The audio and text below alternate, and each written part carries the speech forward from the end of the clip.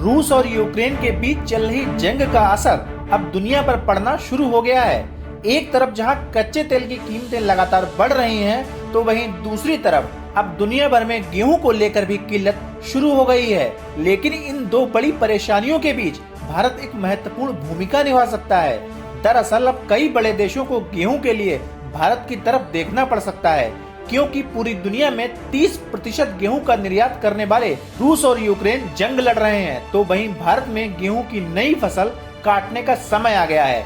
इस वीडियो में आपको गेहूं का पूरा गणित समझाते हैं।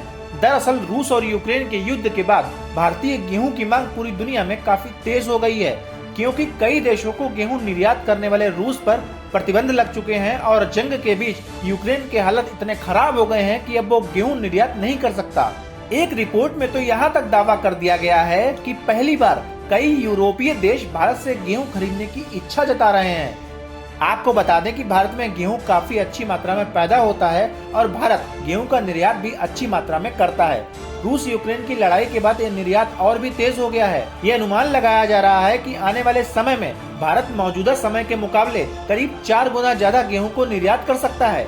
जानकारों का तो यहाँ तक कहना है कि भारत 2 से 3 बिलियन डॉलर गेहूं बेचकर ही कमा लेगा, जो कि भारत के किसानों के लिए भी एक अच्छी खबर है।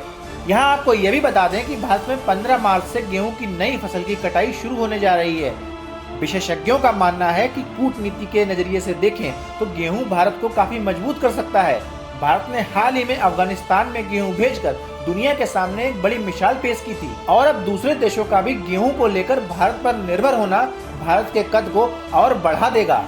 यहाँ आपको एक दिलचस्प बात बता दें, जो देश कभी बेवजह भारत के गेहूं में कमियां निकाला करते थे, वही देश आज भारत से गेहूं खरीदने की कोशिशों में लग गए हैं। बहरहाल आपको यह भी बता दें कि IMF ने चेतावनी दी है कि अगर रूस यूक्रेन संघर्ष लगातार चलता रहा तो ये दुनिया के लिए और विनाशकारी होगा।